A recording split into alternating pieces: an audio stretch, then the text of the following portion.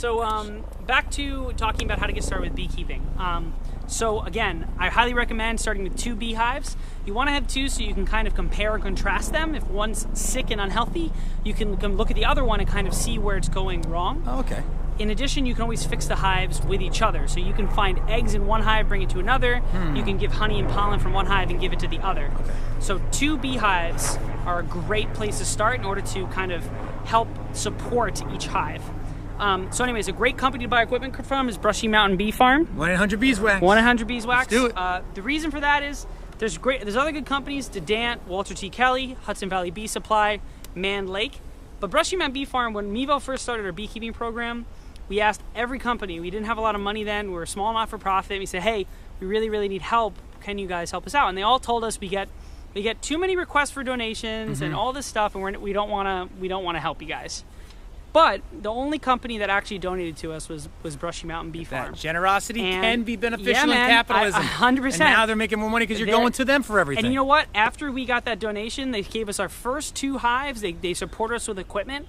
And you know what? After that, like, we have now bought so much equipment from them. Look at that. And a lot of people have started using their equipment. And they are just a company that is willing to support startups like us and beekeepers that are beginning. And that meant a lot to us when we first began. Business means to break bread. Definitely. There's actually some Northern European roots of that. And totally. They're breaking bread with the community as well as their stockholders as well as you. Totally. That's So nice. Brushy Mountain Bee Farm, look them up. They're awesome.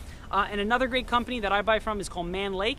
They give extremely good prices on equipment. Okay. They're more for like farmers, but they sell a lot of equipment for pretty cheap. So a box like this may be about $14 or less from Man Lake. Great, I highly recommend checking them out. So another thing to know about beekeeping is you need to get trained in it or start to meet someone. A great way to learn is to meet another beekeeper.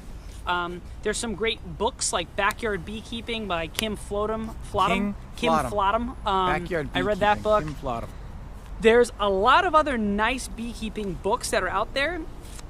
One's called The Natural Beekeeper. That's like a classic one in a lot of the bookstores. Tim Ives is a really great beekeeper. You can find him on YouTube. Tim Ives, I-V-E-S. And search Tim Ives Beekeeping. He is like a legendary beekeeper. His hives are giant in size. Tim Ives, you and me, Green Revolution. Let's do a collab. He's a champ, man. Let's do it. He's amazing. And I also recommend there's a lot of good kind of bee books to read. Yeah.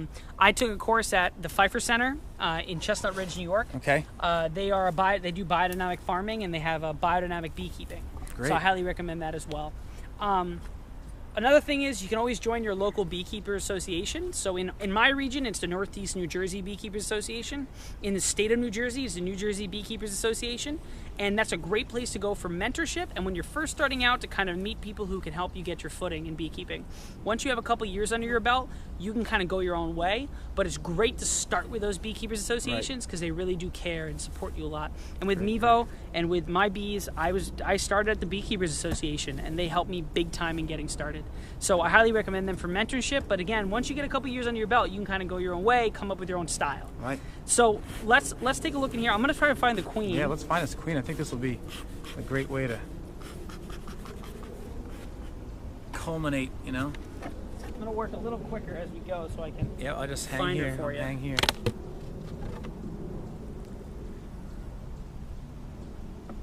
Looking good. There they are. Hello, ladies. Hello. All right. Forest fire, gorge yourself. Don't mind us, we're here to help. Looking good. Oh. And did we go through that whole top frame, Eric? We didn't find the queen? I think so, yeah. So I'm just jumping down to the bottom first, and I can look in the top one in a little bit. I'm just gonna check these 2 frames down here. Because we were looking in there before and I didn't see her, so I figured might as well just start here first. Right. What's that tool you're using called? It's called a hive tool. Hive tools are kind of like mini crowbars that are meant to pry open the hive. The hive is sealed with what's called propolis. It's a gummy tree sap. So all this brown stuff on my hive tool, on my gloves.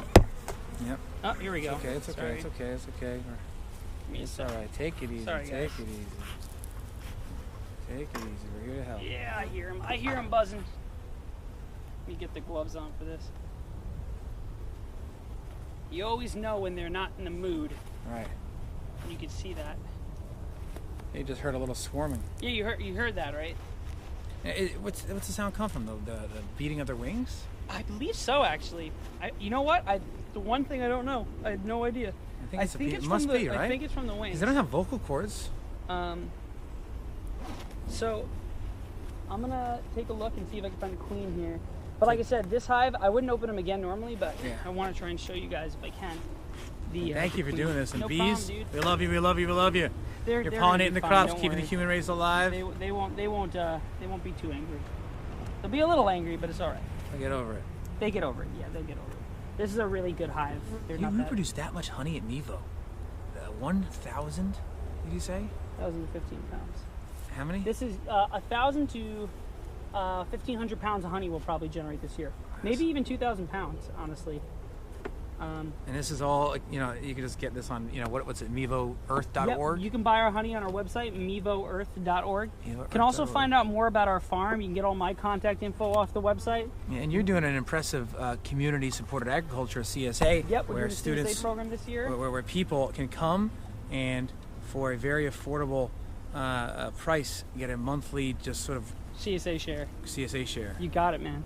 All right, so she's still in the other super, so we're gonna go over there. We'll leave these girls here. And how do you know that? You only open up a few. You can just tell by the basically by looking at the frames, seeing how many bees are on the frames, and seeing what's going on down here. I can almost automatically tell that she's probably not down there. Okay. So we're gonna go back over here and see this super. And imagine if your wife, your mother, your sister lived 3 to 5 years, and you had a few months. It's crazy, right? And I'm still fascinated about the potential for these female workers to be able to lay only eggs that drones would hatch out of. Right, unfertilized eggs. Unfertilized, which then that is a form of asexual reproduction. It's craziness. It really is. So I've never heard of a species that can do both asexual and sexual reproduction. Well, bees are such in a unique niche of their own as an insect. So I'm just looking for the queen in here. She's snail species like we have in our classroom, or they can clone certain do sexual reproduction as well. Oh yeah. It's amazing. Biology just continues to impress. Life will find a way. Oh yeah, definitely. I have a good feeling about this, and this looks like a big saturated frame. Come on. Thank you, bees, for your patience. You notice these guys are a little quieter because they're not by the main hive, which is where all the foragers are coming in and out of. So that white stuff, by the way, right there, is all honey. That's honey. That's honey capped over right there. Honey in the raw honey. Yep, that's raw honey right there. Hey, I'm okay. I'm here to help. We're here to help. It's all right, guys. Curious, right? Relax. Chill. Yeah, I told you. So they get a little antsy when you open them up twice in a day, but bees are forgiving. They will be okay tomorrow. But it's always, I'll give you a little smoke on you. Yes, sir. No problem. Alright, we're going to find the queen. We respect you. We respect you. I'm okay. You should be in here considering that we have a lot of eggs.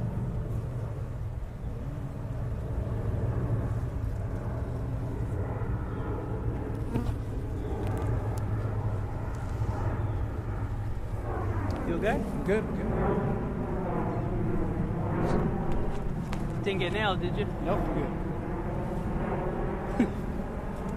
Nothing like getting hit though, right? Wakes you up. Yeah, no, it hit me actually. Now that I think of it, Did it sting you? Yeah, I'm fine. Okay, cool. Isn't that some sort of therapy as well? Sort of like the bee. Part of beekeeping, man. The joy of getting stung. Joy of getting stung. I feel like I'm earning my stripes here. You are. It's worth the queen. I've had beekeepers that have worked for years and not get stung. So if you got stung, congratulations. Thank you. I feel honored. I feel bad for that bee that just kamikazed me. Show yourself, queen. Show yourself. So, and just so you guys know, with beekeeping,